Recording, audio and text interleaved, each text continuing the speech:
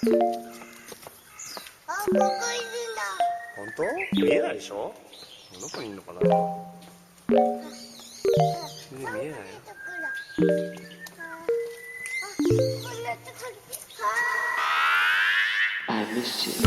What's good, internet? It's Monday, Friday.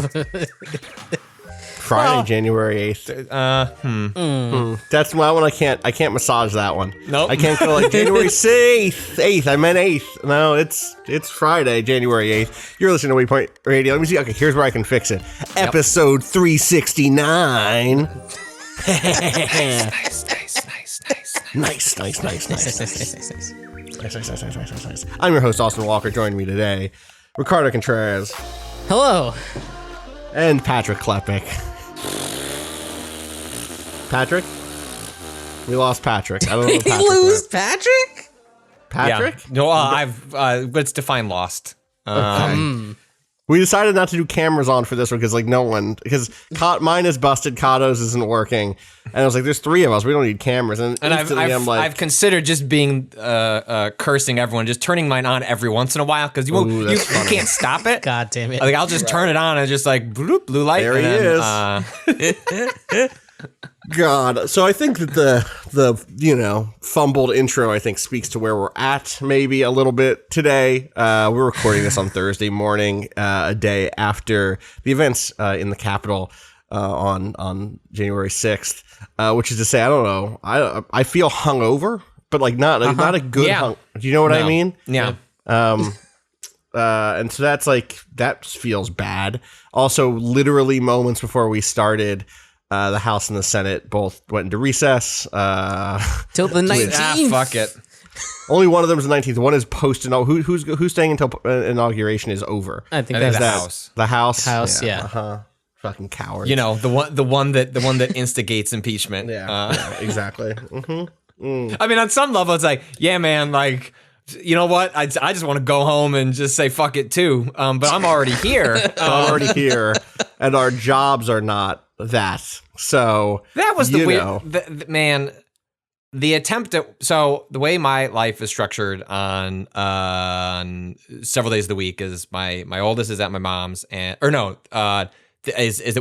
yesterday we had both kids at home, so I had the kids in the morning, and then my wife watches them for the morning, and then I get the afternoon off. The idea being like you'd rather have we lost Austin. Got disconnected. All right. It's okay, Austin. If you don't like the story, then it's fine. There are more honest ways to tell me. Great. I'm glad our connections are helping us today.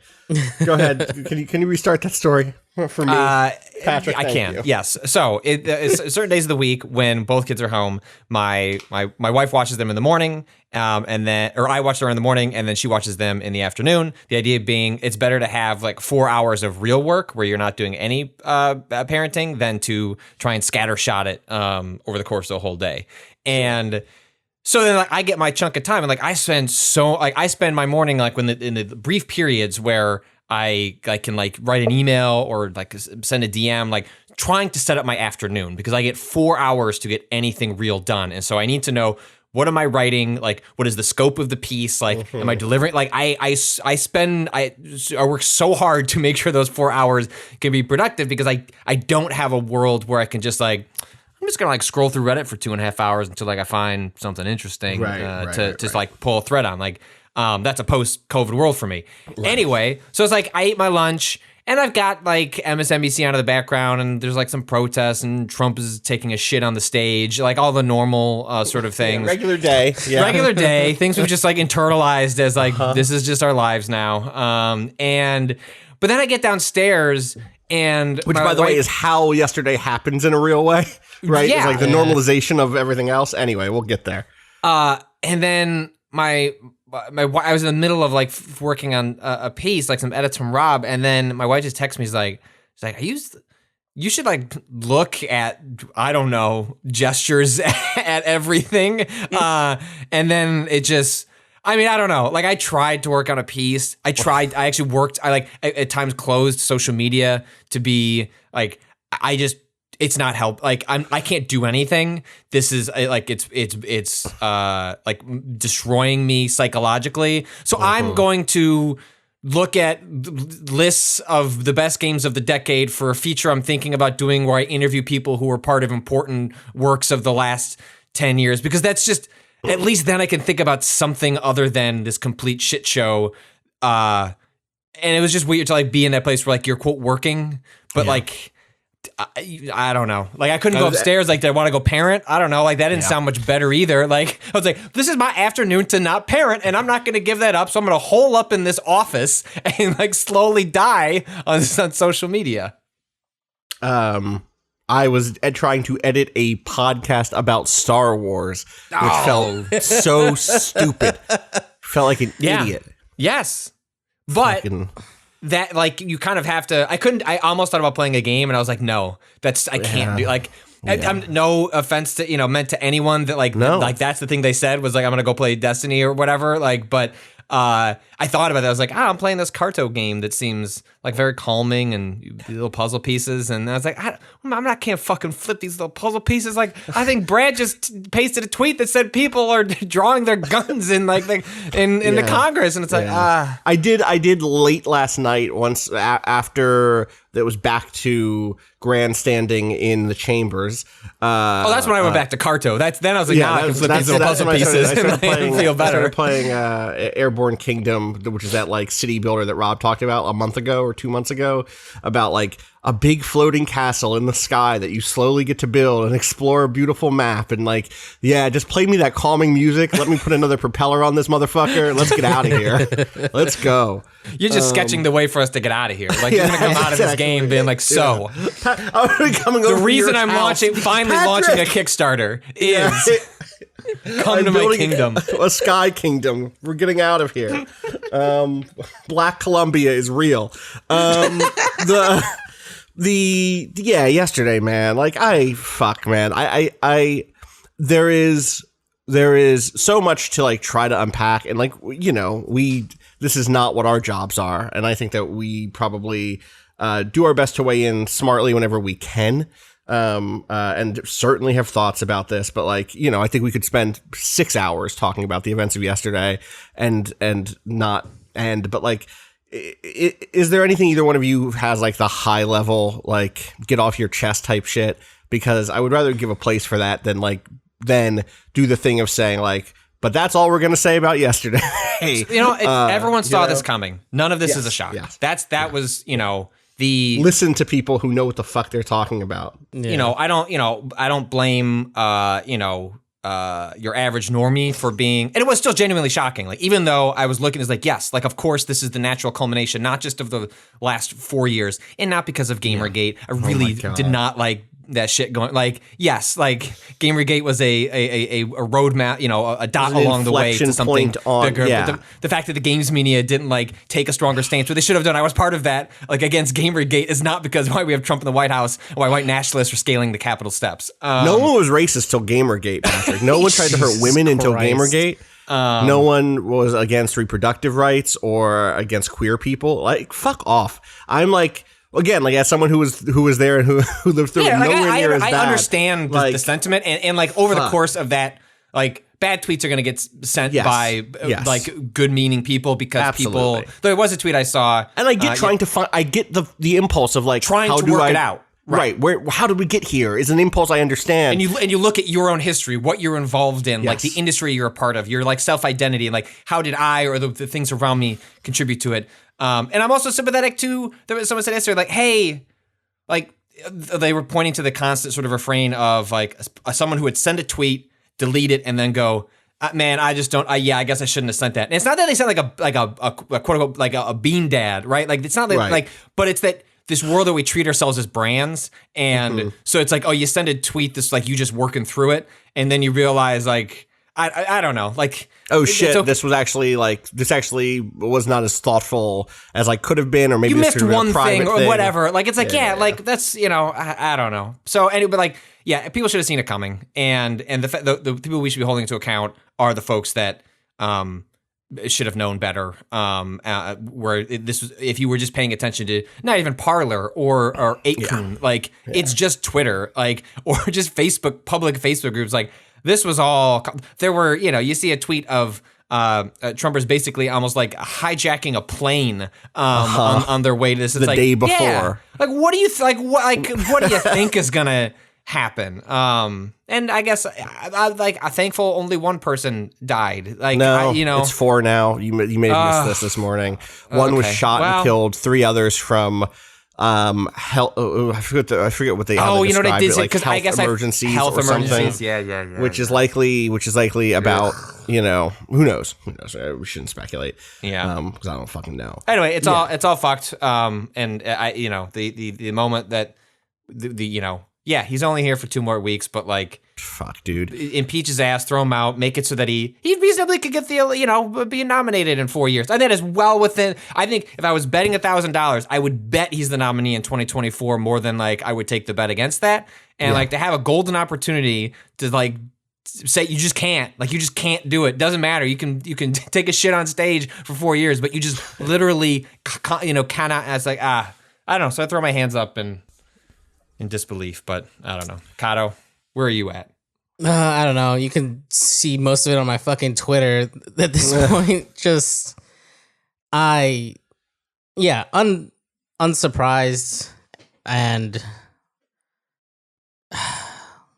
I want, like, not jaded, but close to like. I think you're real. I think being realistic is not being sure.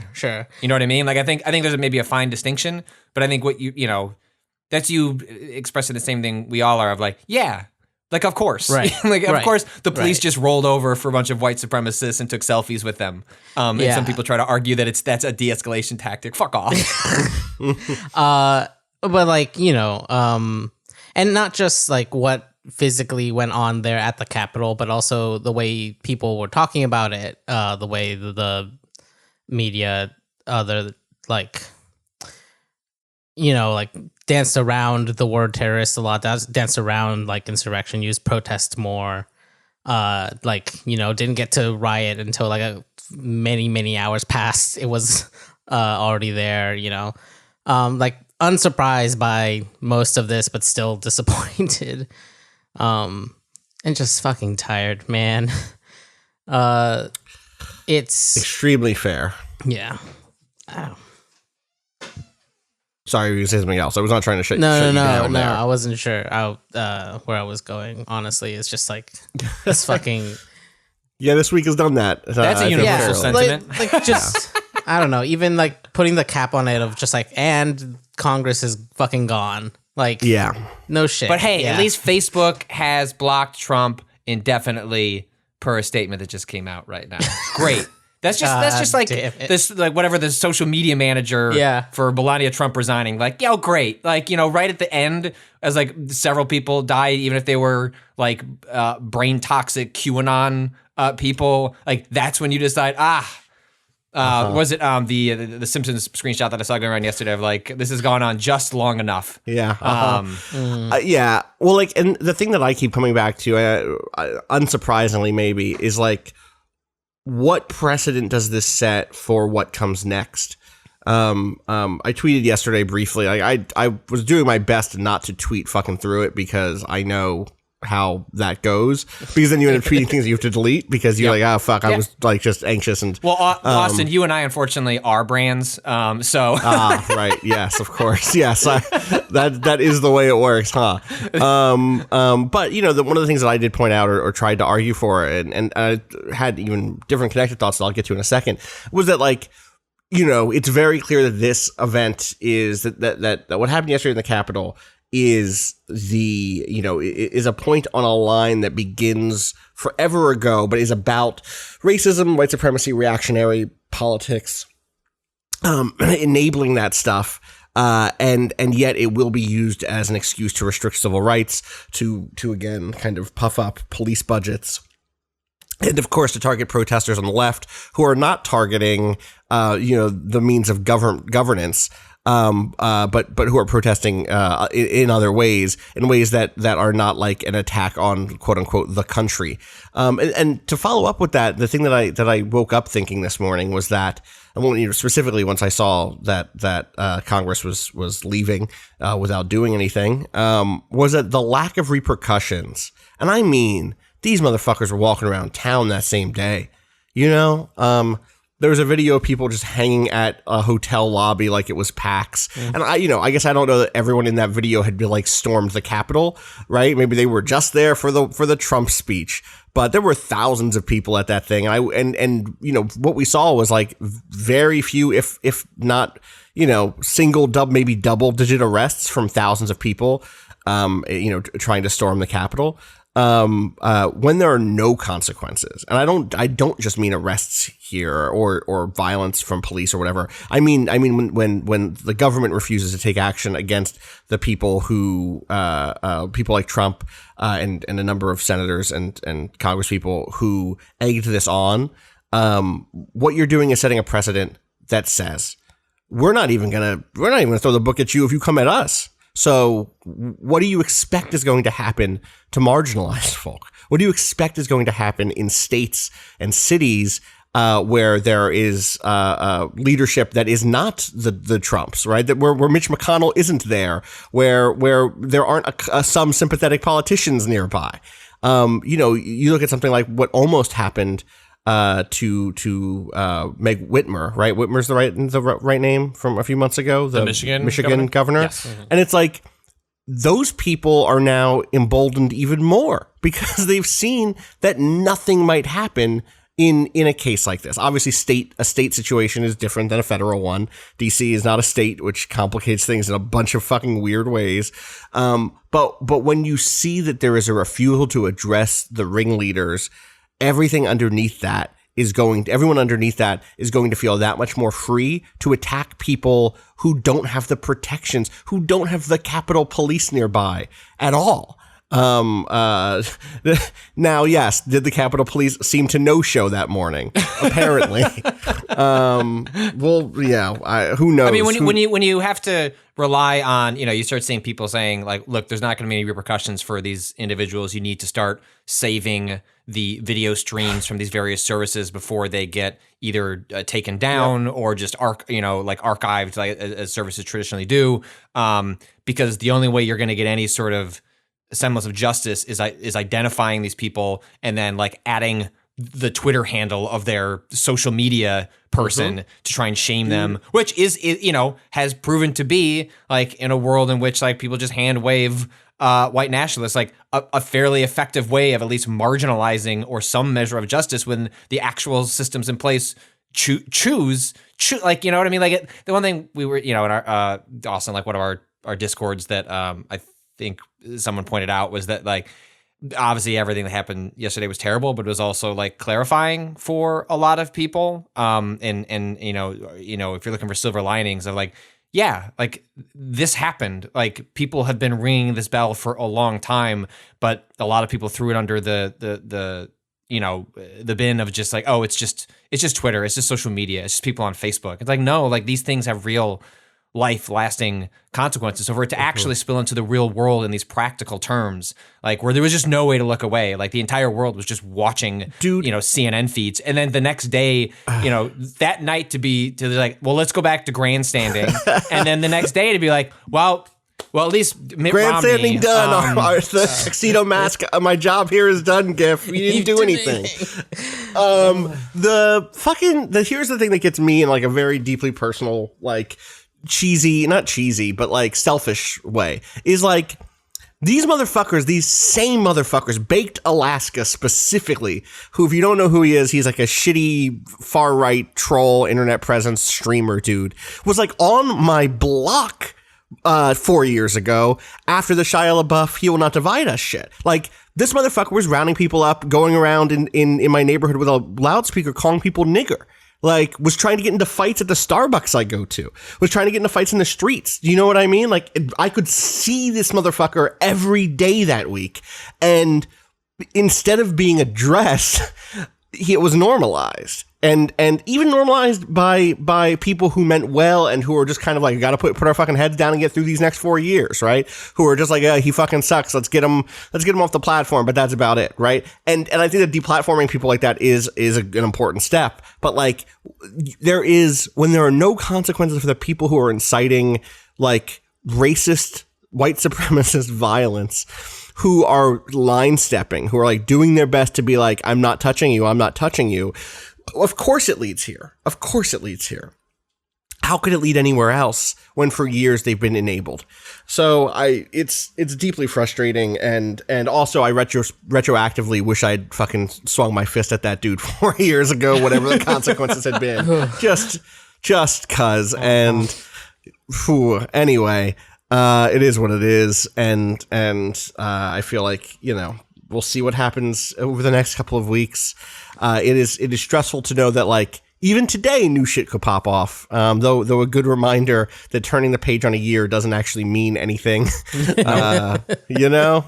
So all right, we got that out of our systems. You want to take an early break and then we'll come back and talk about some games and stuff. That way we can give people like a pretty hard timestamp for like where they can jump forward and not have to talk here about fair. this stuff. If you didn't listen to this part, Godspeed. Godspeed. Listen, people are at different places, different points of their lives. So all right, we'll be right back.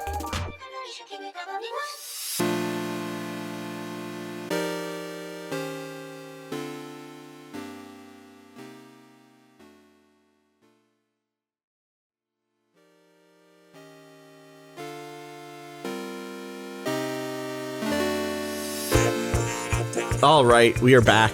How's everyone doing? Everyone play any video games?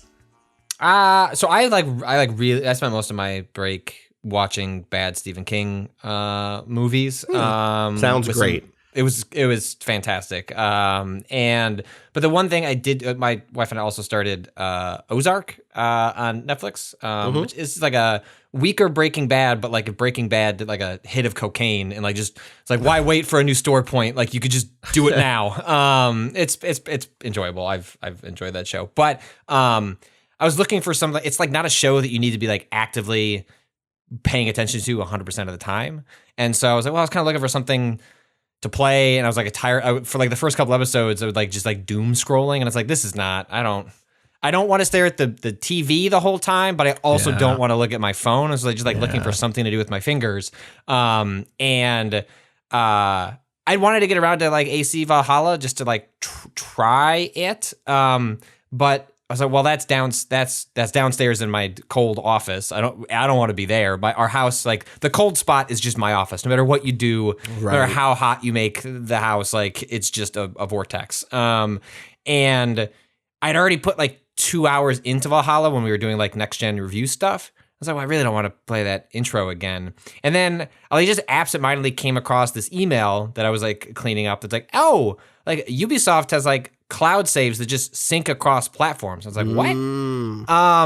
And so I looked into it. I was trying to see if I was like misreading it, and I was like, no, like at some point, like Ubisoft has like as part of their Ubisoft Connect or whatever, they have a couple different fucking services at this point, but basically, like they have a universal save system, and so I pinged like the Stadia folks. I was like, hey, can I have a code for Valhalla on Stadia? And so I redeemed that, and then set up Stadia on my iPad, and like poof. Like load that up, and like there's my save from like Assassin's Creed Valhalla on my Xbox downstairs, and I just started picking that up, and I ended up playing like 8 hours of a game I don't particularly like at all, because I was just sort of like mystified by how neat it was to go like from my office to playing this on my couch. It's like a far like inferior version. It like runs at 30 frames a second for reasons that don't make like a lot of sense to me. Yeah, I don't know. I mean, like it's fine. I will say the one thing that was nice was that I've had a fear that I've been broken by like these resolution and performance modes. They're like, oh, I just can't do it. I'm one of those assholes. It's like, nah, man, like 120 frames a second, or like, what do you can't play video games at anything less than that. And I guess a caveat, if you like need games to run at good frame rates because you get like headaches, like that's great. You should do those things for you. But like I like that games can run at different frame rates either for aesthetic or for all sorts of different reasons. And anyway, like you just get used to it. It's like, oh right, the game looks totally smooth and fine at 30. And that actually gave me like a small measure of comfort that I could play a game that didn't look as quote unquote good and still enjoy it. But I don't think that game's very good. That's my story. Is that like, it's cool that Ubisoft let me swap saves to like 10 hours of a game that you were already kind of on. Yeah, and it just I looked up how long it is, which is not necessarily the definition of like why you should. How long is it? Yeah, dude, it's like, I mean, like even if you're conservatively, you're looking at like 60, 80 hours to like beat this game. Yeah, and even I don't know. It's a long time. The combat's boring. I don't like going around in the boat. The characters, like just everything about it was just like, I really should have played Odyssey is what I should have done. Origins is real good. I did. So. I played Origins. I liked it. Okay. I try to skip years on Assassin's Creed. Like I just can't play too many open world games. Well, and you played Tsushima last year, so you already got an Assassin's Creed like game. Yeah, and that game's better. Like what I'd rather do is like actually go back and play more Ghost of Tsushima. I hear that looks really good on PS5. I've not seen it. I've not even looked at stuff yet, but I bet it does. It looks really awesome on PS5. I tried to do the remote play thing through the app, and the remote play on PlayStation is just trash. It looks. It's not even good enough to do. I've settled on like wanting to play 13 Sentinels. Because people have just like really been hyping up that it feels like it's gonna be my Disco Elysium or Outer Wilds of 2021, like a game that should have been like my #1 game of the year, and instead it'll just be a bullet point at the end of next year's of this coming year. Yeah. But it like the remote play is like so pixelated and bad. Even though my PS5 is hooked up to Ethernet, that yeah. So anyway, like I have a piece that's going up on the site to put a cap on this little bit on Valhalla of that. If you sign up for Ubisoft Plus, which is their subscription service, like $15 a month, and you get access to brand new games like Valhalla and Watch Dogs Legion. You also get access to the PC version and the cloud versions on Stadia and Luna. Amazon service that I haven't messed with, but it sounds like it's fine. Which is kind of interesting because it's like a step closer to like the idea of you buy a game and it's just a digital license to play it on like whatever platform you want, which is probably something that platform, like I could imagine Ubisoft being like, look, we're fine if you don't pay $120 for it. We'd rather you just pay $15 and maybe pay $200 over the course of a year. And you can just play this game wherever you want. But the platform holders are never going to go for that because they make money on each transaction. They're like they want the couple bucks they get off of you buying Valhalla on Xbox and PlayStation when you like buy it on sale later. But the like universal saves plus cloud stuff like is like an interesting step closer to the notion of, hey, you just buy a game and like play it wherever is convenient for you at the time, whether it's locally on a box or streaming on your phone.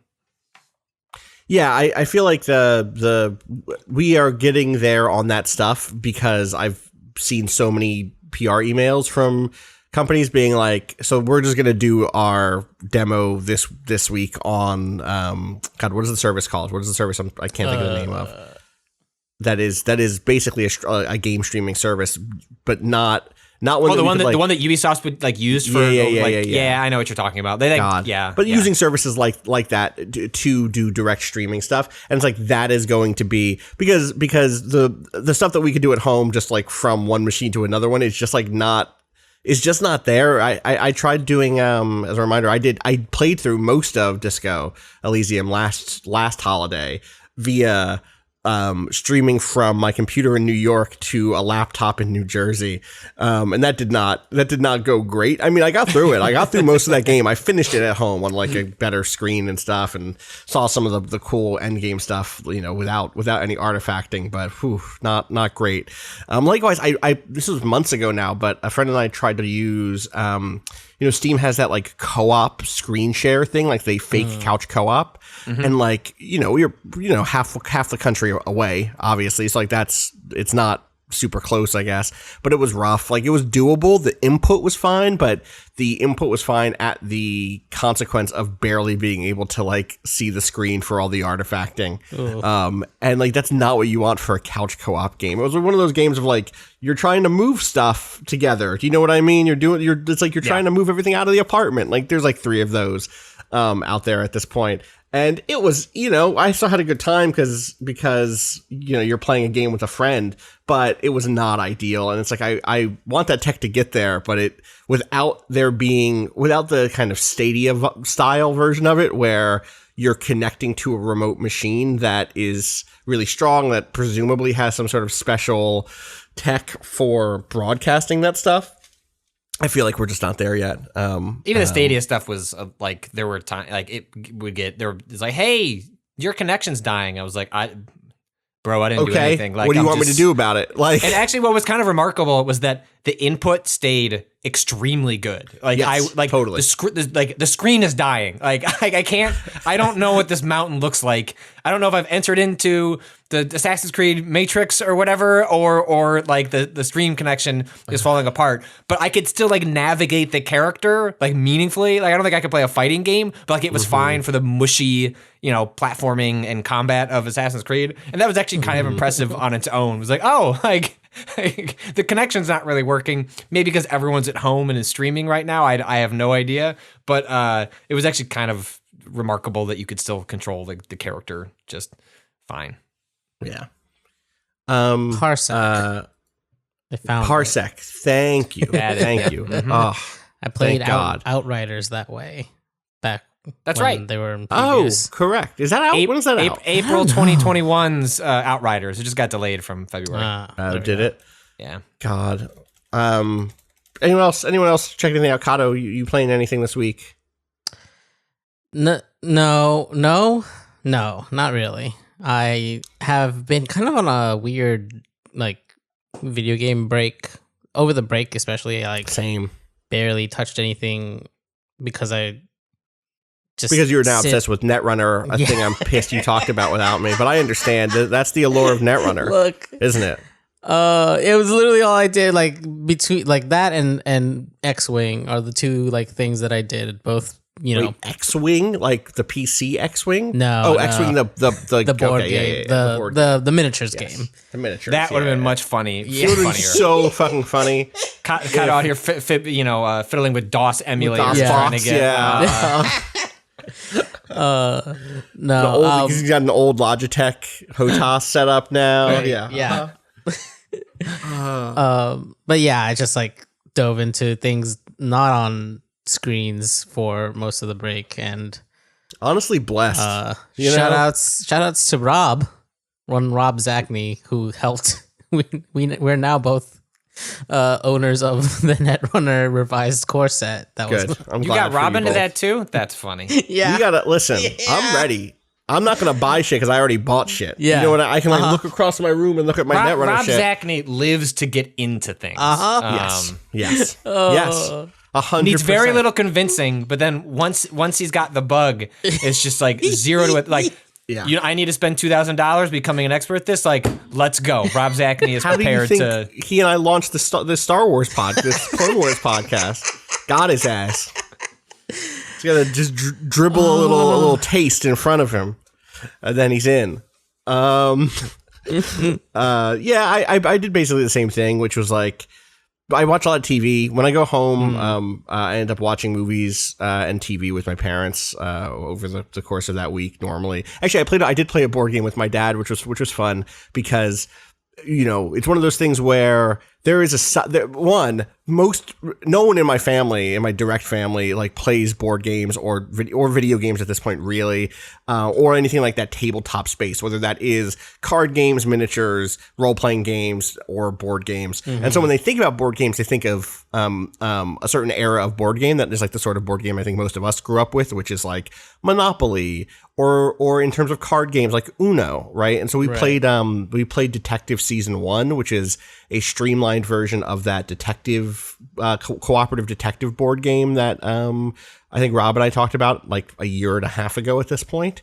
And that was really fun because one, it was cool to see these people see a game that was different than anything they've ever played before, that looked more like an episode of a TV procedural, shouting their theories about, was it because of an allergy? Was it because of blah, blah, blah, blah, blah? Like, was this a bad marriage? Was a marriage gone bad? Was this professional rivalry? Like, all of the potential reasons for stuff.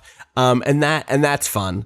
And then on top of that, there was just I got to do all the reading of all the cards and character stuff, and so I got to be a little bit in my like Austin Walker friends at the table GM mode, and that's not a thing my family ever sees because they don't listen to that podcast, and I'm not like in that mode except for when I'm doing in character stuff, and so that was a fun experience.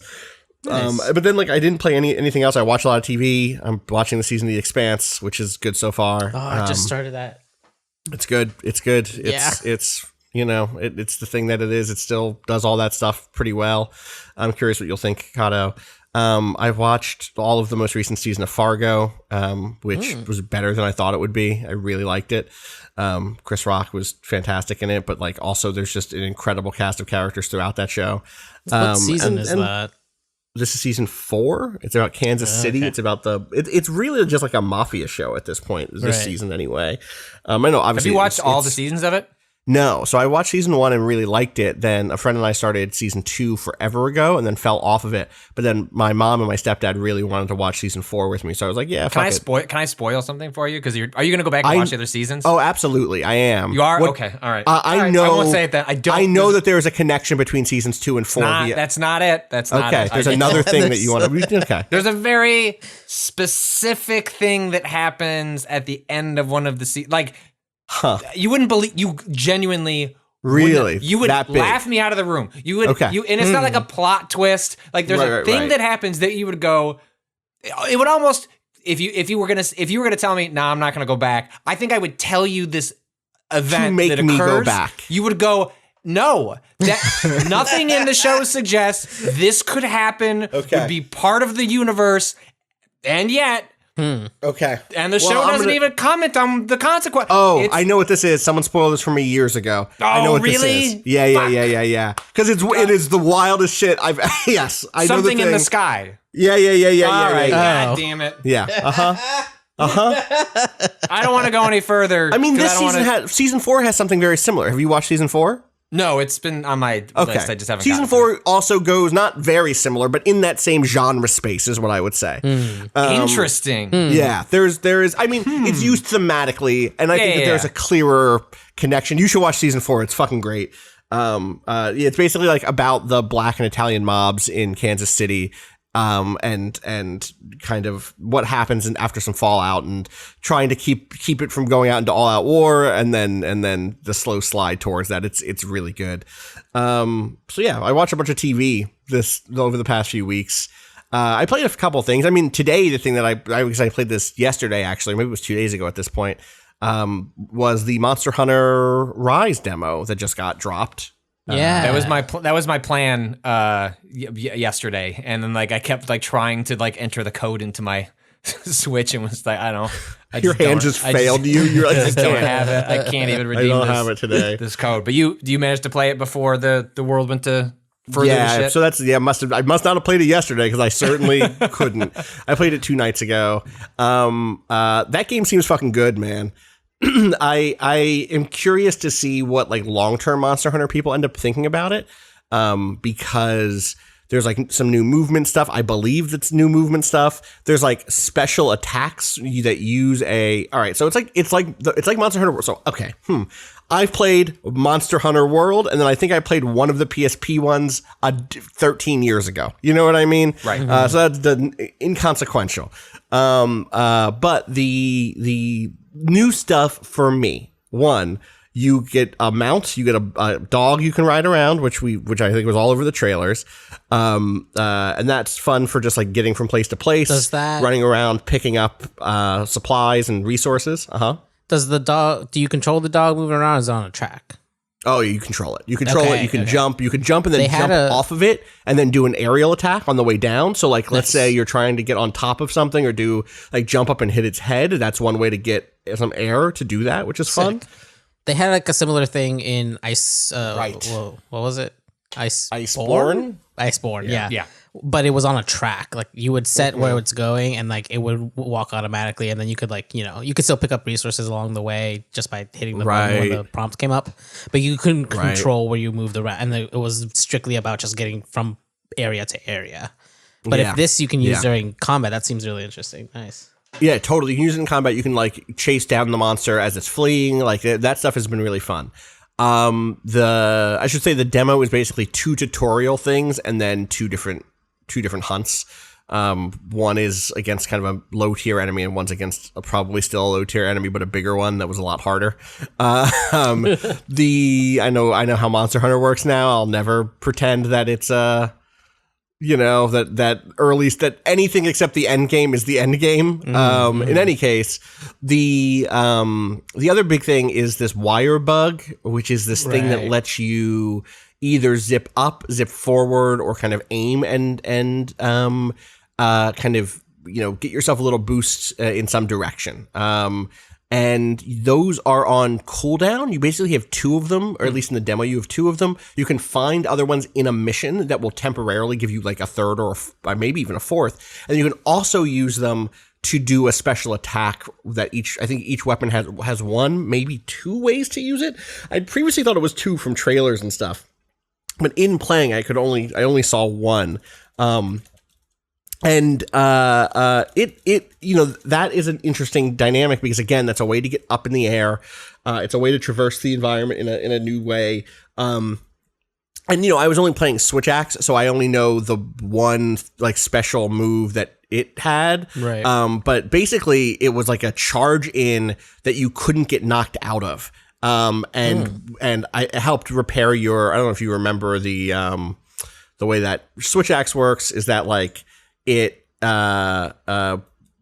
have to charge up a gauge basically, and I want to say that it continued to charge up that gauge while you did it, or maybe like it did an extra boost while you did that. And so having that on like a cooldown is just like a neat addition. Just having 1 extra move per skill or whatever is just a very cool extra thing, or per weapon type. So that's something new. And then there's also, I think the last thing, and I'm guessing that this is new. I guess I don't 100% know that this is new. There's a type of like bug out in the world called, I forget what they're called. They're like environmental bugs or something. I don't remember exactly. But do you remember in World there were the healing bugs that were just out in the world sometimes. Yeah. Just like the big green blob bugs, and you like walk over to them and grab them. Now there's like a ton of them. Some of them will give you permanent stamina boosts for that mission or for that like hunt. Some of them will give you permanent health boost for that hunt. Some will do, I think maybe the flash bug was there in World where you could hit it and it would flash enemies around you and blind them. There are ones that do, there's like a dozen of them now, maybe even more than that, maybe 20, and that is really cool. I don't know. And I'm curious if by hour 20 of that game, I will be like, let's try to guide this monster over here because we know that there is the cool bug that we like to use over here. You know what I mean? Right. But again, we'll see. And then the last thing is that the wire bug thing that you can use to move around or do a special attack can also be used, or maybe it's not the wire bug. I don't know if this is every weapon or if you need to find a specific bug to do this. I think that it's the great sword or the long sword has it, and then otherwise you need a special item or bug. You can lasso enemies now, and climb on them and ride them. It's called wyvern riding. And I don't know if it's only wyvern class enemies. I don't know if it's just called that because it's like a fun name. But it's like the thing that happens in action games where you get on top of a big enemy and you're directing it for a little while. That was an Isn't wyvern just what all the monsters are? Are they all wyverns? Yeah, it's like bird wyvern, blank wyvern. Sure. Like I think technically all monsters are wyverns. They're just different branches on like their evolution. On the wyvern tree. Yeah. Sure. And so you can attack other monsters with them, which feels like a response to people really liking the idea of monsters attacking each other in the last game, you know, in World. And this is like what they think of as the evolution, which is like, that's not really the same thing for me. I like to see monsters fight each other, and I think that that's coming back. I think I've seen video of that happening in this. They mentioned, I watched a bit of the live stream that they did this morning, and they mentioned that you can take advantage of them fighting to do this, to jump on them while the fight is happening. Oh, that's sick. Yeah. Okay. Cool. So yeah, so I like that, and they all have like a super attack that you can charge up. It seems like kind of arcadey for Monster Hunter, and I don't know if it'll be important or not. My guess is that like the better it is, the worse it will be received. Do you know what I mean? Sure. Like, because so many Monster Hunter, in my experience in the fandom, really wants the game to be the game, and that like when things feel like gimmicky overlays, or when anything that takes away the need for you to master your weapon and learn an encounter is seen as a negative, right? So and that's why it's on Switch, right? Like, I think, like, you know, maybe, the not rumor, I said rumor, but like the hack, not leak, hack of Capcom suggested this game was coming to Switch first, and then coming elsewhere later. And I wonder how much, you know, because they've used Nintendo platforms to essentially experiment with Monster Hunter. They've had the Monster Hunter Stories games, and things like that. Even though Monster Hunter also historically had a partnership with Nintendo to various degrees. But yeah, I wonder how much this is. I take it less to be indicative of Monster Hunter World 2 as much as like, hey, like over here, this is kind of where we screw around, and like there's no. There was something, like, Monster Hunter fans aren't going to get mad at us too much because, like, oh right, it's like the Switch one that they're just kind of like playing around with. There was something kind of similar in Iceborne where you could latch onto a monster's head and kind of direct it, but it would still kind of run it would run like in a straight line, and then you could like turn it left or right, basically. But that was the most you could control it, right? And it had a pretty short cooldown. Like you would get shaken off after not too long. But then like this seems like definitely an evolution of that. Just like and now you can make it attack as well and do its like attacks and stuff. And I wonder what did you do much of it in the demo? Like how do you get shaken off, or is it just like you locked in? There's a timer. There's a clock on the screen that's winding down, literally. So like, you can't stay on there forever for sure. And like that's part of the thing, right? Is like, can you get enough hits in with it to charge up its super attack, use its super before you get kicked off of it, you know? Right. So that's part of it. But again, like I'm curious if that will be seen as, I guess my question really with it is like, will that be seen as a distraction? Will people want to engage with it? Will they think that it's cheap, or like, you know, a way to cheese certain fights, etc.? I'm sure that there are ways around it cheesing fights, you know. They made this game, and I bet that they were aware of that, and no one is probably more conscious of what the Monster Hunter community is like and what they want than the people who make Monster Hunter.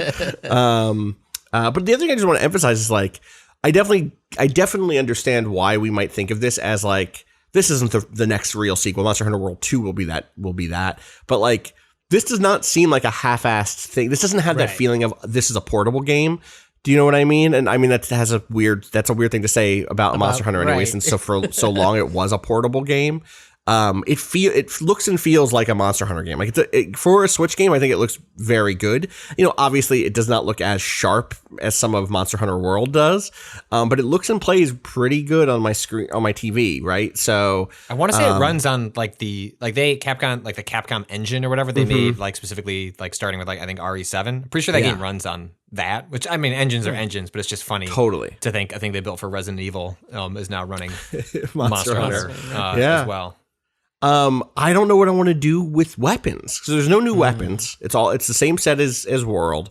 They each have a new stick ability. With the hammer. That's the thing, right? It's like so in the demo I did play. I kind of want them to throw them all out so that I have to like come up, you know, I know they won't do that because they wouldn't. Fans have their favorites, their minds, their mains, but because I did I tried when What World came out, I tried dual blades and hated them, like found them just completely, at least like in the early game as I was trying to wrap my head around how World worked. Mm-hmm. The hammer was just a much more enjoyable entryway, and then I kind of got hooked on it. I think you should go like one step from hammer, right? Not like, because I think maybe some Hunting people might horn. say, oh, they should go all the way to. I should use that weird gun that people Right, talk. What's that exactly. one? I forget what the actual weapon is called. There's a bunch of weird There's- guns. There's the.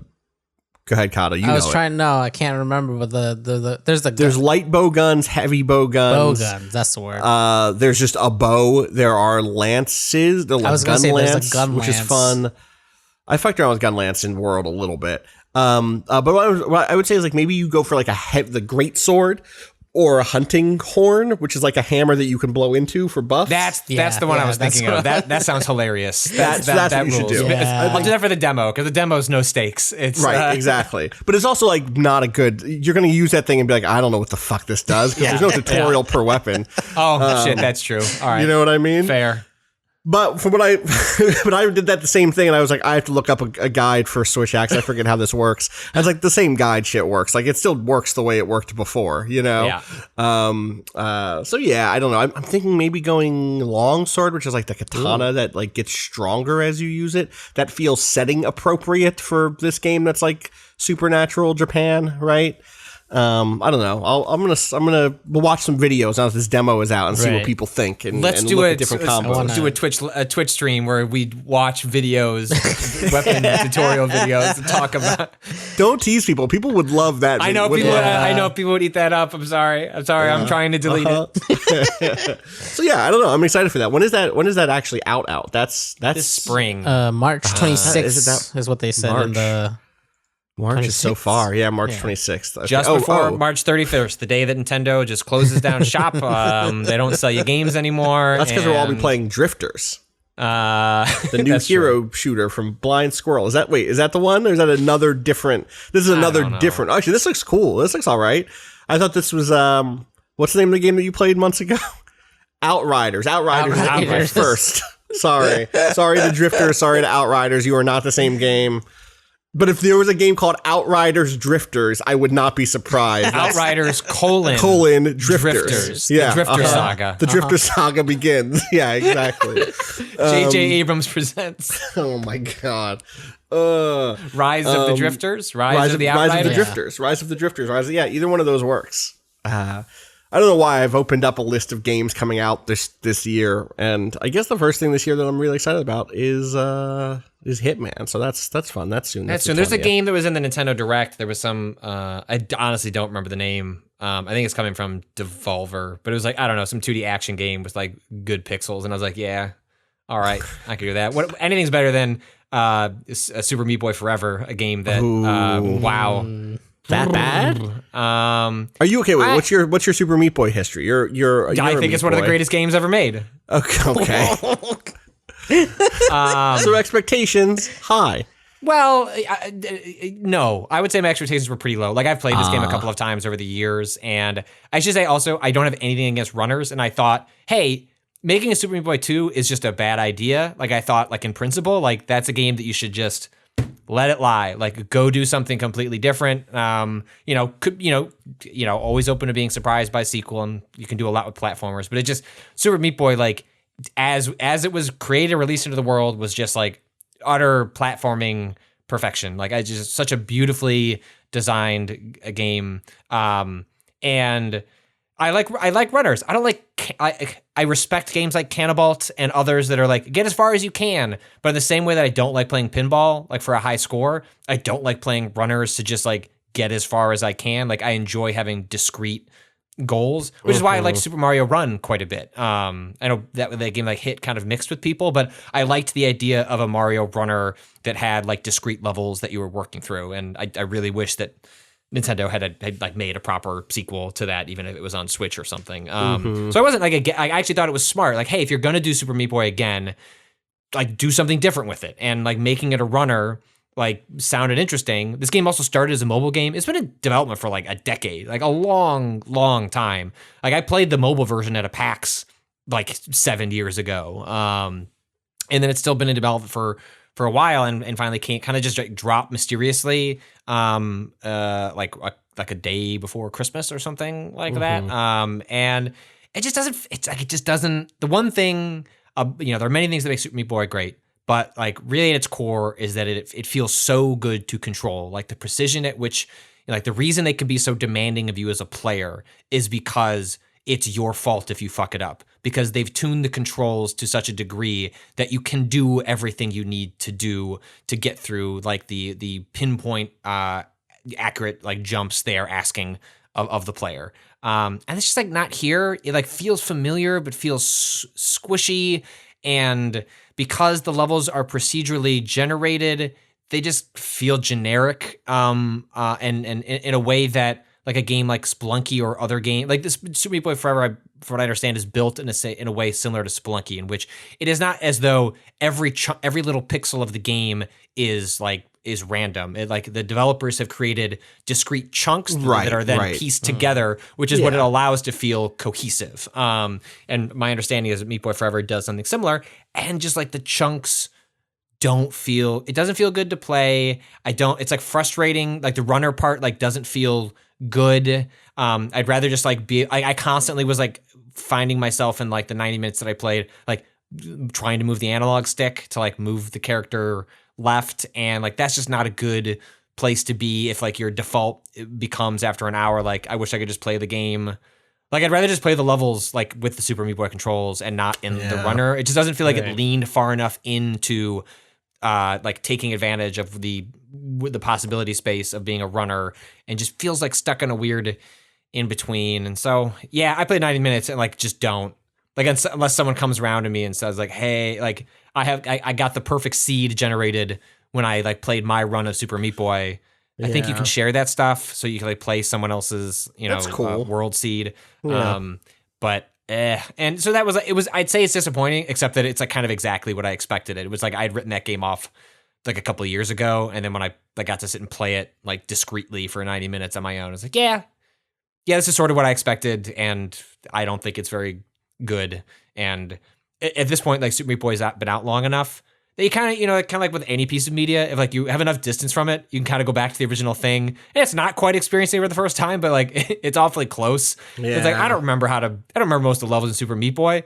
I didn't play most of the Dark World, so I was like, if I want to experience that again, like Super Meat Boy is on Switch, and if you haven't played Super Meat Boy and you like platformers, like you should play Super Meat Boy. Like you can't really talk about platformers of the last decade without like having played Super Meat Boy, because it was so directly influential into a lot of ways things went.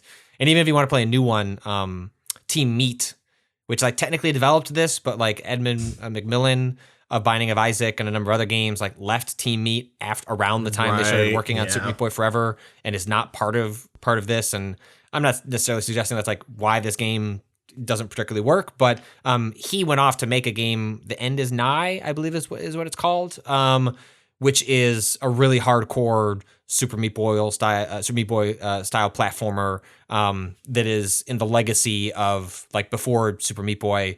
McMillan made a lot of like really difficult platformers on Flash, RIP.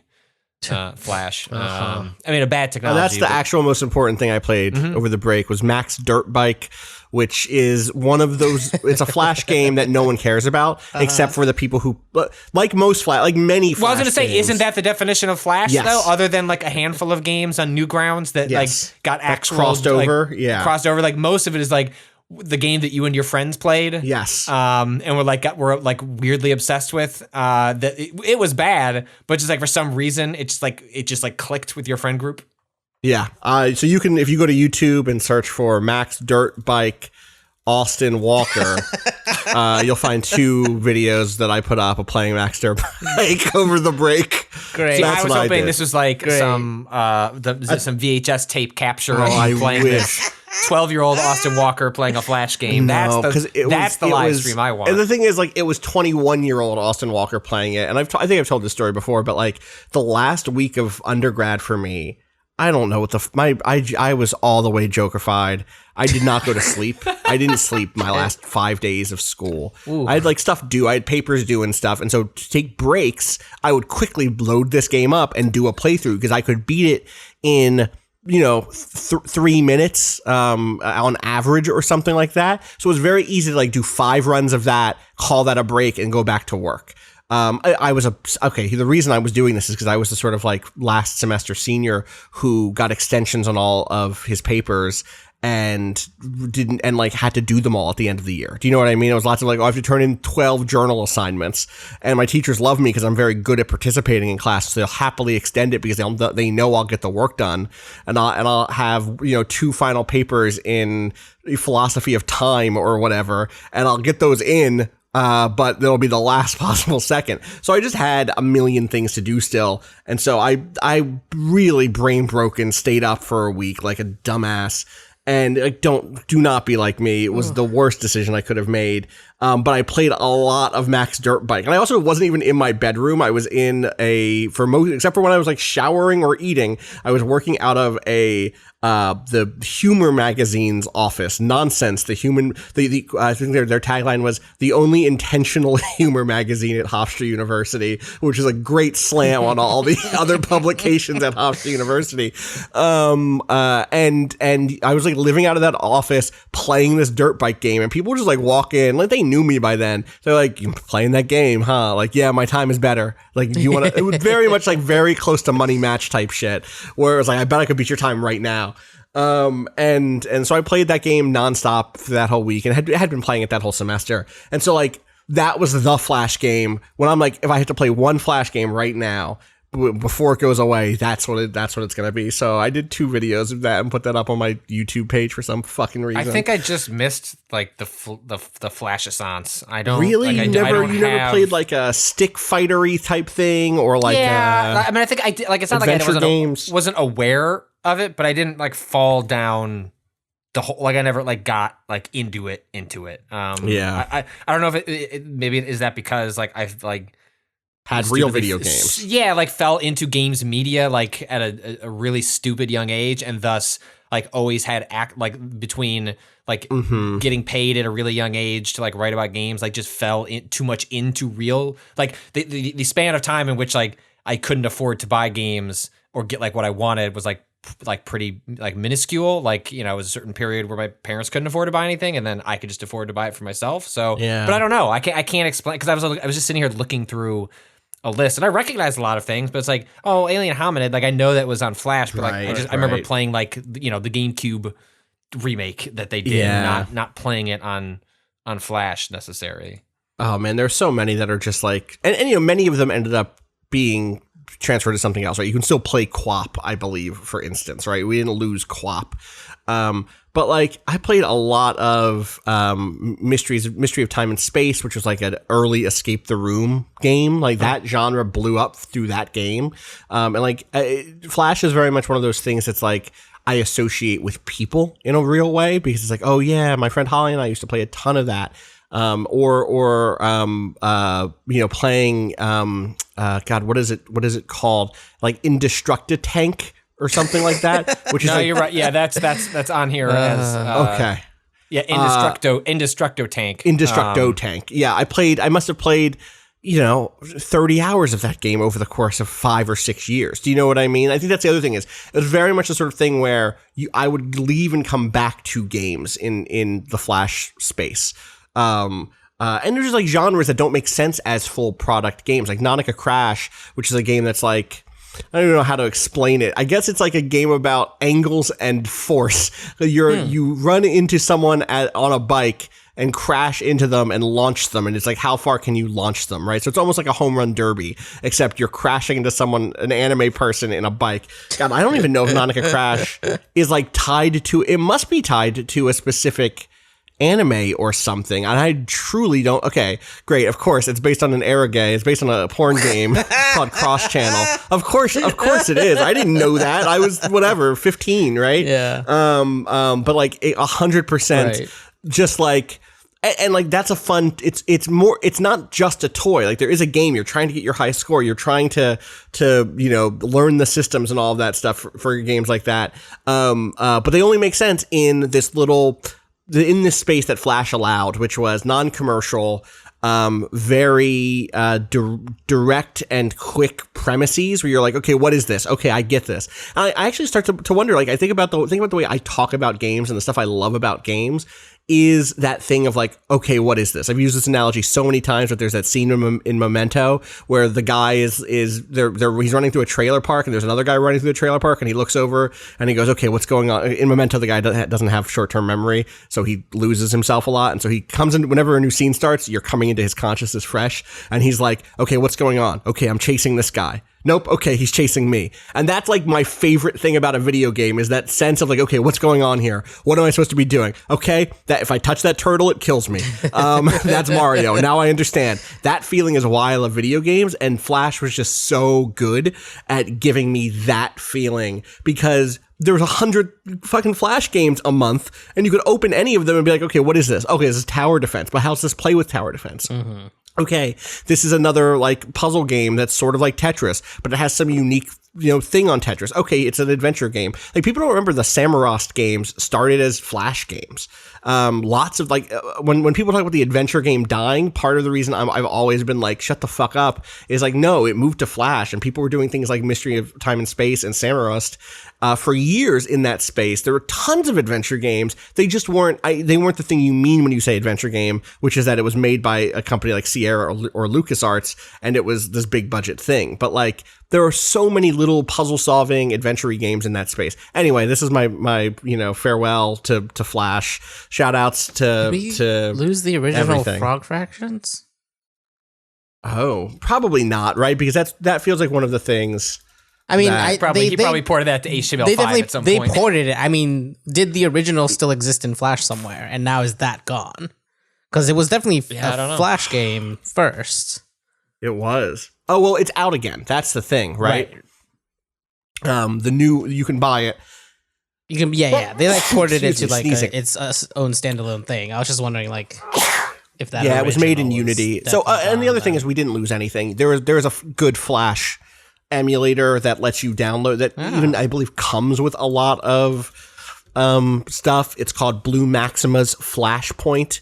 Which I've not downloaded, nor can I vouch for, but this is what people pointed me towards when I was like, oh yeah, Flash is dying on Twitter. Mm. So there are ways to keep playing this game, but there's a huge difference between downloading a distinct or an executable and sitting down to play it versus the thing that Flash gave you, which was you clicked on a link and it loaded, And that's the thing that was so great about Flash. Sorry, Patrick, you were making a completely other point. And I was just like, nah, get the fuck out of here. I got to talk about Mac's dirt bike. No, I don't need to keep talking about how I didn't like Super Meat Boy Forever. Like that's point taken. Also, I think as I've been sitting here looking more at Flash stuff. I think it's just a lot, when I would have gotten into it was same time as you in college. I just didn't play games in college. Like I did for money. Like I, when GameSpy would send me at GameSpy, I was the hey. No one wants to review the licensed game. Send that to me, and I'll review like Lawnmower Man or like the equivalent of like just the trash, because they would pay you for the main review, and then if it got published on a different platform, you would get $50 on top of that. So it's like you get $150 for the main review of Harry Potter and the Sorcerer's Stone or whatever. But then if they had a game, it was the same game, and they were just going to publish the review on a different part of the website, you got $50 just for that.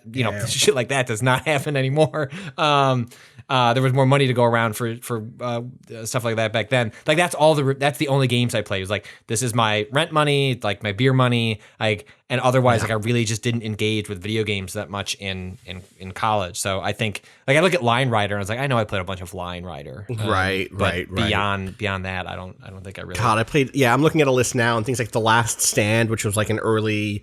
Like, the zombies are coming, you have to kill them, and then in between rounds, you have to upgrade your stuff. Or maybe that was Last Stand 2. But, like, and also so many of these got ported to different things that it's like, like, I did play, and, like, even Line Rider, I was like, well, that came to the Wii. Like, there's a world where, like, that, I played the Wii version of that, and not, like, I can't, like, a lot of these came to different places. Totally. Like, even, like, Zuma. Like, I remember I really liked Zuma, but I was like, wasn't it a big deal when that came to like Xbox Live Arcade on the 360? So maybe that's where I played it and not actually on. Or like, a lot of early Xbox Live Arcade games were like Flash ports. Totally, which is part of why it felt so good. Like so many of those Xbox Live Arcade games had that same thing of like, what is the premise here? There's some sort of very tightly very tight controls, because let me tell you, when you're making games for people who are playing with like WASD or the arrow keys, you really have to know how to make that feel good. And something like the Fancy Pants Adventure, which was a kind of a platformer that felt, I think its closest contemporary would be something like Sonic, because there's lots of loops and jumps and like that style of you keep up that momentum. If you can give someone that feeling, or again, the N games that became like N Plus on Xbox Live Arcade, it's like, yeah, they're masters at making you feel good moving around, because you didn't have rumble in your control. You didn't have analog control. You had up, down, left, right, you know? And so stuff like that is just like, I don't know, it was such a great space. I'm so glad it existed. I'm so glad that it was able to touch gaming, because I think a lot of the stuff that was made in that space ends up being maybe a little more influential than maybe we want to give it credit for, in terms of there being a space where you can just experiment, do weird tests, try out run-based games, like the ways in which run-based games are now super standard. There's a whole generation of people who were raised on run-based games, again, right? Because arcades are obviously also kind of run-based games. Arcade games were, but in the absence of arcades, Flash existed, and Flash became a sort of, online arcade for a lot of people. So it was also like Flash, eminently, you play a Flash game, it's like, oh, this was made by a human, right? Like, when you play video games, totally. When you play, like, I don't want to call the art in a lot of Flash games bad, but I mean that like the most. Like, it was just made by, I'm not an artist. Like, here's just the shit I put together to like make this idea I had work. Or the other way, which is like, I'm an artist, and this is basically art you touch, because that's the part of this I'm very good at. I can't do the game. I can't do the game part. I can do the art part. And it was just interesting, because you play even professionally sort of like made games in that era, but especially now, like part of the reason like people are so disconnected on the fact that there is labor in the way people make games is because it's really hard to understand. You look at like an Assassin's Creed Valhalla, and it's like, humans made this. Like, you can't look at an individual part and like see it, whereas like Flash was eminently humanizing, because like, you look at it as like, oh yeah, like my dipshit friend's older brother could have made this, and maybe did,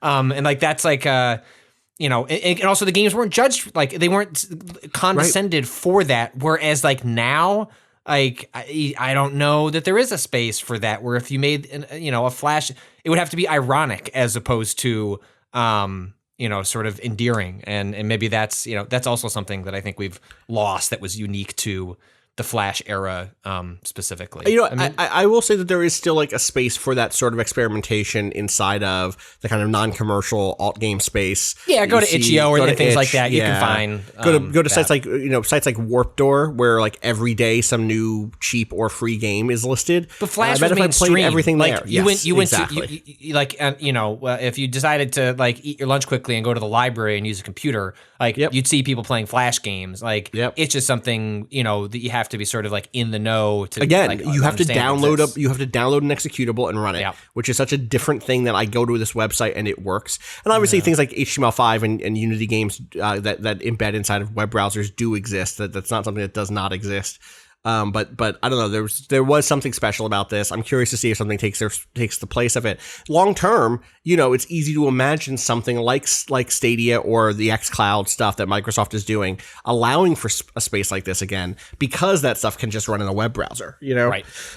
So I don't know. I feel like that would be great. I feel like some sort of one of those companies should basically commit themselves to being the next Newgrounds, for better or worse. Or someone should develop someone should adopt one of those technologies or license one of those technologies. It feels like that gets at some point like it requires like the massive investment of a Microsoft or a Google to like get the foundational technologies in place, and then eventually there's a mass market version of it that some way that smaller groups can make it like more accessible to and also to make something like that work. Things are also just different now in a sense, which is like there is reprehensible stuff on Newgrounds. There are lots of porn games on Newgrounds, and like you wouldn't get. You're talking about Newgrounds or Steam? Yeah, good call. You know what? Fuck it. You're right. You're right. 100% you're right.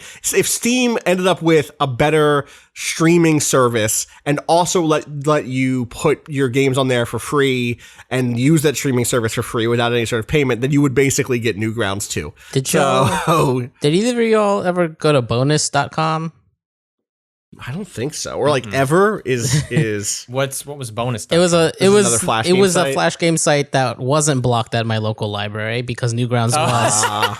This is the world. This is the world of the past, right? Right. They couldn't get all the websites. They didn't know about. Maybe they knew about Game Facts, but they didn't necessarily know about Game Guides or whatever the other one was that you want visited. some of the most Patrick Klubik, Great Shock, didn't actually get to a lot of trouble in high school, but like the most I got into trouble was I was on the newspaper and this was this like Cado there were blocks on the websites you could go to. This is pre-social media, but there were still like things they didn't want you to place in Game Facts you could still go to, and you could print out 100 pages of a walkthrough on the printer. But on the newspaper, they didn't restrict our access. Like they flagged our accounts in the background to be like, all right, you can go to whatever you want because you might need that for your ability to do to write the newspaper. So what started happening was like me, who was a co-EIC, and this happened while I was the EIC, like, would just like fucking share that, like, yeah, here's my login, bro. Like, you take that to the library and like go look at what you want, and like a bunch of people did that, and then we lost our privileges to access everything, and that's like the most I've been yelled at over a thing. I was like, yeah, that was probably a bad thing to do. Also, now I can't do that anymore. So yeah, that sucks. Yeah. Anyway, thanks for letting me butt in and talk about this instead of Super Meat Boy, which again feels like it came out of that era in a real way. In a real way, like Meat Boy, was a Meat Boy was a game. Yeah, okay, before they fleshed it out into to something bigger. Cannibalt dies and we get a real runner from the same space, the same kind of legacy of games, and unfortunately it's just not as good. Cannibalt, let me tell you, that game still fucking rules. Great soundtrack. Great song. Super Meat Boy. Also, Great that soundtrack. was Danny did the music for Cannibalt and Super Meat Boy. Isn't that right? Am I right? No? That sounds right. I was not a Super Meat Boy person, so but I actually believe that you're right. Because of a conversation I had the other day. And the music the versions of Super Meat Boy you can buy now because Danny and T-Meat had a falling out is bad. Like, or at least is not nearly as good as the incredible soundtrack to the original Super Meat Boy. And Super Meat Boy Forever also has a bleh soundtrack, at least relatively speaking. Short shout out to the game I've mentioned a couple times, Carto, which is this came out last year, like November, December-ish. It's on Game Pass, and it's on like everything. Like I'm playing it on Switch, and it's great on Switch. It's like the short version of it is you and your grandmother are in like a hot air balloon, and you fall out, and then you're on this island trying to find her. And the kind of like the pitch of the game is you press a button, and it's like you're on like a square, and then you press a button, you get to a map, and there's a grid. And in the world are different pieces you can pick up. So like you'll find a little piece of paper, and that's a piece you can add to the grid, and that's a piece of that map. And you can flip it, and you can attach it in different ways. Cool. And so you're building, so you're building the map yourself. And as you find new places, you find new pieces, and the map starts to expand. And you're not necessarily even trying to like build the whole map. You can like create little places and like connect it in weird ways, and the puzzles are really clever in which you'll have to like manipulate the map in like just odd ways. And the one that's like in this trailer that made the thing make sense to me a little bit was like, okay, you're walking in a place and you're walking from left to right, and there is a boulder on the way there, but then you see that there is a path beyond the boulder or whatever, and so then you can like walk somewhere else, flip around, and then go down past the boulder or something like that. You know what I mean? Yeah, like, or there's on the map piece you're currently moving. Yes, yes, correct. Yes, and you can rotate, and like for example, like one of the one of the puzzles is like, hey, follow these footsteps, and you just have to keep following them. And the way you can follow them is that you have 2 tiles that have the footsteps on them, and then you just need to keep shifting them so you can keep following them. So like in theory, you're retracing the same steps, but according to the game logic, you are continuing to move forward in a new direction. And so you'll get to the end of that square, and then you have to like run back to the edge of the square, because you can't like see the detail of the square in the map mode. You can only see like an abstracted version of it. So it's like you go back down to the real level, like see where that like those footsteps are. It's like, oh, okay, I need to shift it like 180 degrees to the right. So it's like you run back over, like shift it 180, drop that piece, then you move over, and like so it's like it's if you think of like all sorts of different puzzles that could come out of like that sort of design logic, like that's what this game is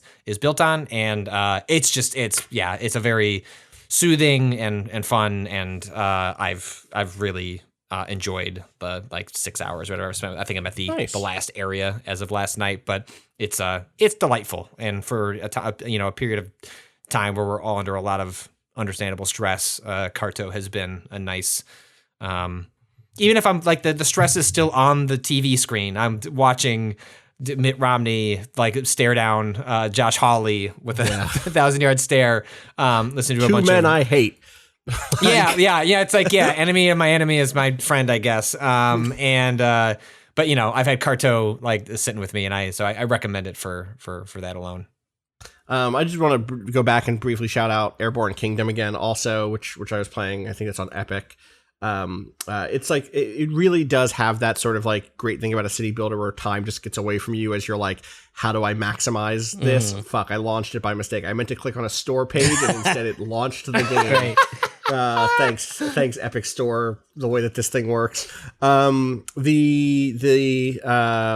stuff on it that is like, it is really fun to be like, I can get this upgrade that lets me stack these houses so that instead of going far off to the left where they're going to cause more, drag over there, I can keep it all tight and packed and over to the right a little bit. And how could I fit in more lights to keep people happy on this floating airship?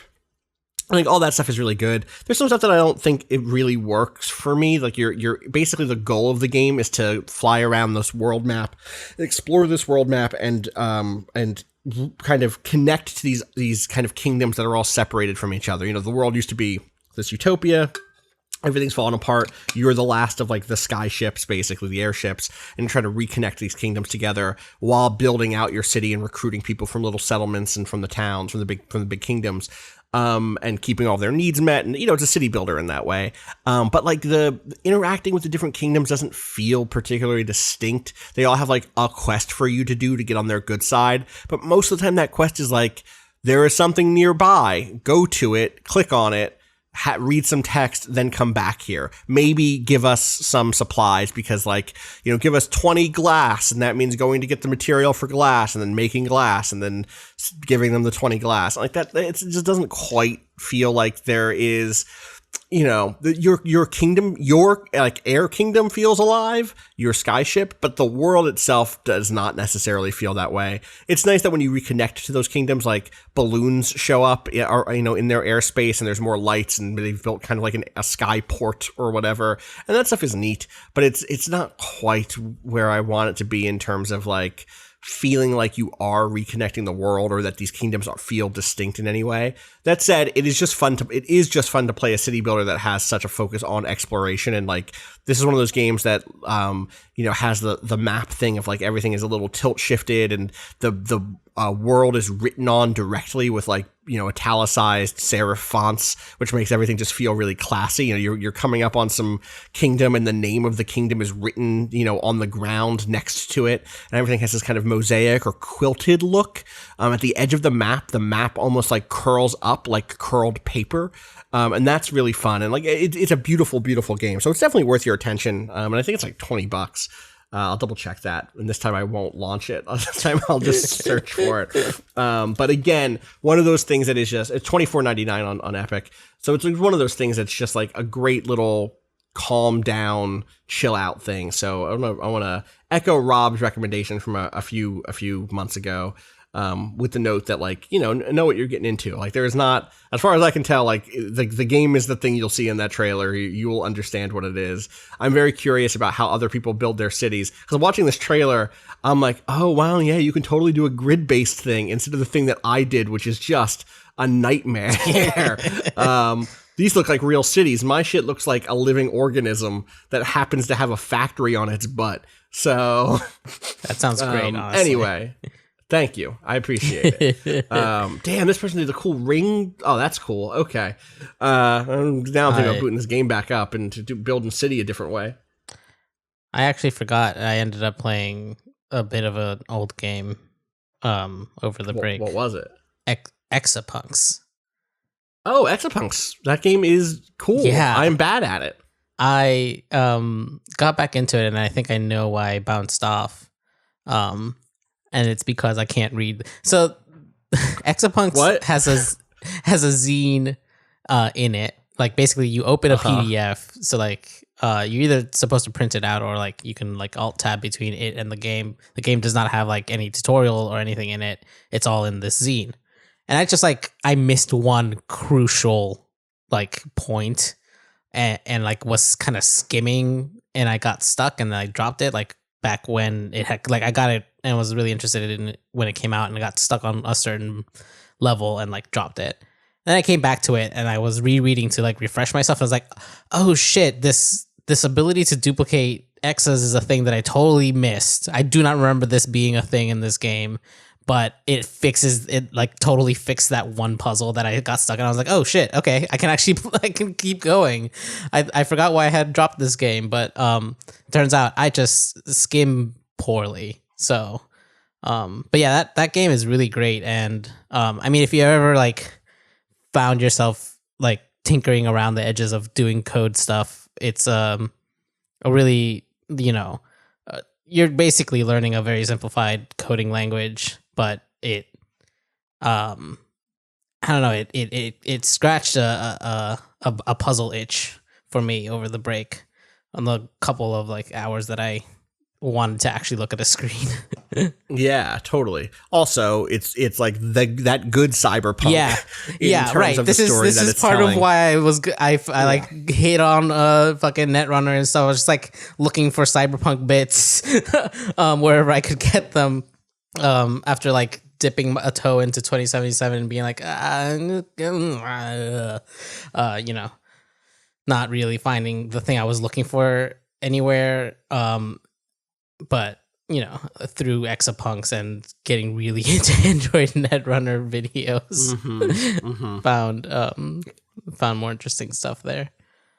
It was very satisfying to just tell myself at some point, I'm just not going to play 2077. Like, I'll get back. I'll like touch it like a year from now or whatever. Like, I was like, okay, now's the time. Yeah. Like, but I was like, no, like, I'm just going to make the, like, it was made easier by basically it's not Everything? a masterpiece. Well, but I mean, like, specifically, like, because we were talking about this prior to the game being released. It's like, like, is this going to be like a problematic masterpiece where it's like there's just enough like, oh my God, like really good shit buried in the garbage that like it was worth sifting through? And it's like, no, like, it's like, it's like, all right. And it's like, okay. Like, I'm okay not having time, but investing 40 hours into an all right game. It's like, I'll knock on its door when it gets some next gen patch, in the fall of 2021. It was nice to just be like, I'm good. I played that opening like 4 different times on like 3 different platforms, goofing with it, and it's like, all right, like I'm fine. There are other things I can play. Yeah, I am curious to see what that thing's future is, given its rollout, and also like I keep coming back to this thing of like it has been a very successful game, and like I think that is one of those things that's easy for us to get caught up on all of the returns and all of the transphobia and racism and the discussions we have in our quarters. Its lowest player count. Simultaneous player count on Steam, like in the midst of like the worst all turmoil in December, was higher than Witcher 3 ever was. Yeah. And it's still like the most sold game on Steam, or it was last time I checked. Right. It was at least in the top sellers. And so it's like, this is a game that is going to continue to be front and center. Like, CDPR is not going to be like, and that's it, we're done with this now, because yikes. They are going to keep putting out stuff. And, you know, my hope is that the people at that company who want to put the stuff in that game that is like, who want the best possible version of that game, and also maybe who want to not work ridiculous hours and be exploited, that given the kind of attention brought to that stuff by the release, can have their voices raised a little bit. I know that there are people there who, I mean, like, again, you know, this is a game that is at once remarkably transphobic because of the ways in which trans people's bodies are used for shock value throughout advertisements across the game.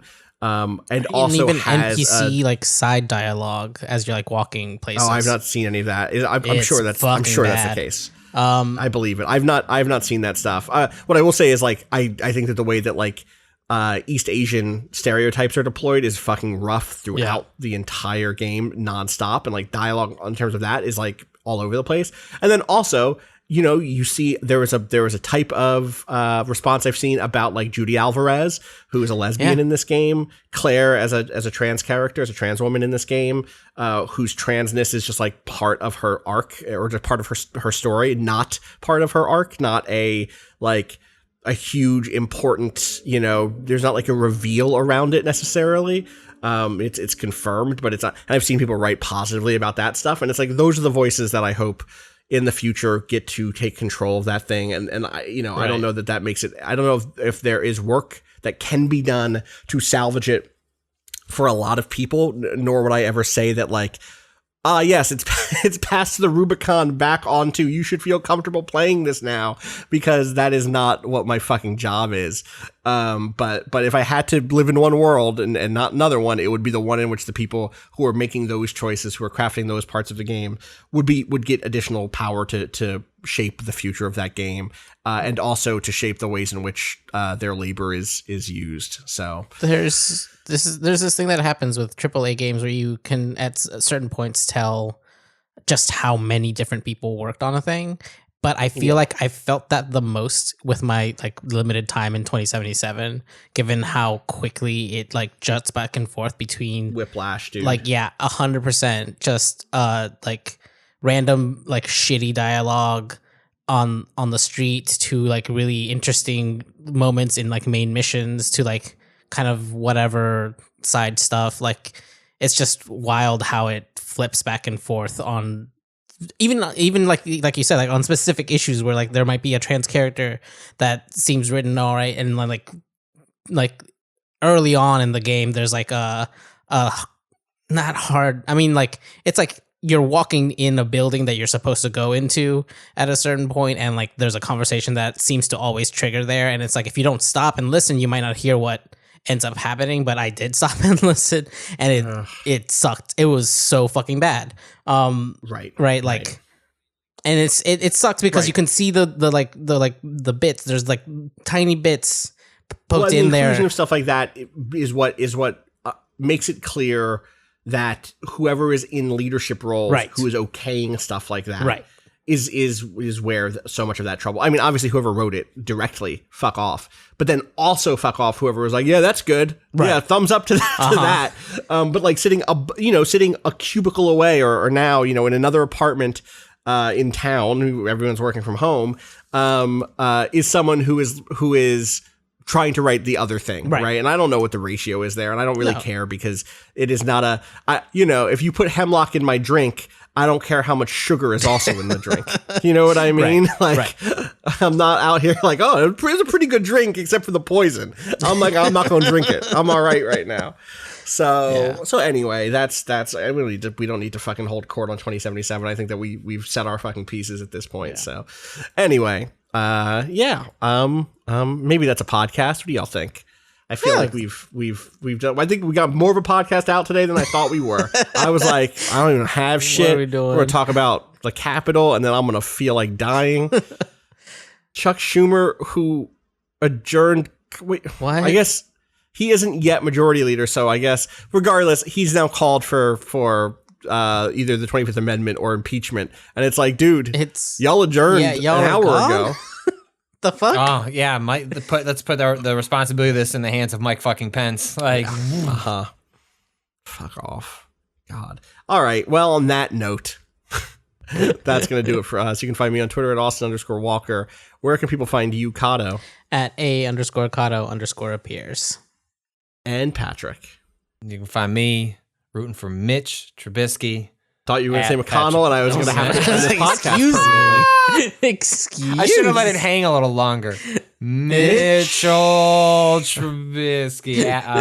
Look, now that we live in, shout outs to Georgia. Now that socialism is here, Deshaun Watson and Pat, I believe that means that Deshaun Watson and Patrick Mahomes are like they get to like be a quarterback for at least a game of next season. I think is how that works. Yeah, mansion socialism is here. Yeah, so you can find me looking forward to that. At Patrick mansion Mahomes. Leninists. That's what ML stands for. Anyway, thanks. Good luck. You know what? Good luck to the fucking Bears. You know? Yeah, I'm ready for. I wanted them to fire everyone, but now I'm here, so I've like turned a corner where I'm like, well, you're just here. Like, what am I gonna do? I'm in the playoffs through a fluke of expanding the wild card, and we got in with an 8-8 record. We don't deserve to be here, but we here, and so why not? Just ride the Mitch. What? Yeah, it's bad. It's bad. It's bad. On the Bears on the NFC side snuck in at 8-8, whereas on the AFC side, there were teams like the Colts who were going to be 11-5, and like unless things broke a certain way, didn't make it in. So in theory, that's what the expansion is there for. Is like a year where like lots of good teams, and then a good team doesn't make it to like the playoff dance. But it also means most of the time you're going to get like the Washington football team like winning a division and like falling ass first they have a 7-9 record, which I guess it's even worse. Yeah. Mm-hmm. Anyway, Godspeed. Thank you. I feel like at least you're not the Browns going into the playoffs. At least my team's not. Your team exists. Poor Browns fans. I feel so bad. My dad is a Browns fan. I've said this before a bunch. Dad, I'm so sorry it's happening like this. I'm glad the drought is over. At least it's a better excuse though, because they're probably going to lose to the Steelers anyway. So at least this is like, damn, well, like we made it in, we broke the curse, like haven't been to the playoffs in 18 years or something like that. It's a wild long time. So even if you lose, it's like, oh, it's not because the Steelers always kick our ass in the same way that the Packers always beat the Bears. It's like, oh, it's because of COVID. Yeah. For people who don't know, it's like some absurd amount of people at this point have. They're gonna get a bunch of their players back, but like their coach is not gonna. Their coach is not there. Yeah. So it's a rough one. Mm-hmm. All right, that's gonna do it for us. I'm now gonna listen to Serengeti's Dennehy, the song that I think of every time I think of Chicago. People should go listen to Dennehy by Serengeti. It's a good song. You can find me on Twitter. I already did this. Waypoint is on Twitter also, waypoint.vice.com. We'll be back on Monday with more. Thank you, as always, to Bowen for letting us use the track Miss You off the EP Pale Machine. Find out more about that at waypoint.zone/BOEN. And as always, send questions to gaming@vice.com. We got some good ones in there. I was peeking at them just in case we needed to do a question bucket episode. But listen, there's not much coming out in the coming weeks. We will have a question bucket episode at some point. Well, we also, sure. I want, people should submit ideas. So people really liked when we did we've only a handful of times done offshoot podcasts, where we really throw up the format. One we did the draft, and then the Never Have I Ever, which was great. Shout out to Cado for that one. Yeah, those were really fun. And Rob and I, him and I had a meeting. We were looking over the release schedule, trying to figure out various things. There'll be stuff, but it's this is not the year of Gravity Rush, and where you're just Yakuza, where you're just falling over yourself. Rush 2 was good. Yeah, for the first 10 hours. And the ending of that game is pretty rough. But great game. Yeah, I like the end more than the very beginning. The very beginning is the hardest part for me. The first hour the middle is terrific. The middle of the game is the best. Yes. Yeah. So anyway, she sings that song. Oh, that song is great. Anyway. Gravity Rush 3, where are you? Well, he left Sony, right? He started a new studio. Yeah, he left Sony. if people have ideas, like just like framing ideas, like part of it, like I listen to a lot of football podcasts, and often my favorites are in the off season where they have nothing to talk about, and they have to be like really creative to like find ways to have like interesting conversations, or just not even interesting. So we're offloading that need to be creative to you. Yeah, yeah. If people have ideas of like different framing, like like I had the idea of like Rob, like we should just pick like years out of a hat. Which is like, we need to rank the best games of like 1987. Not like, a golden year of like Half-Life and Metal Gear Solid. Right. It's like, and we'll put a bunch of years into a hat, and then we just have to pull up a Wikipedia page, and then we have to rank, you know what I mean? Just shit like that. Like, I want like a fun reasons to like spur different conversations on the pod. So if people like think in that directions of Never Have I Ever, or like weird rankings that would be fun and not like hostile. Think about that. If people have ideas, send them our way on Twitter or an email, because I think we're gonna have to. We're gonna need some of those, and I think that'd be fun. Sounds good. All right. Well, until Monday, I hope everyone has a good, safe weekend.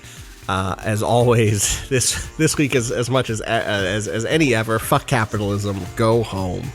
Peace.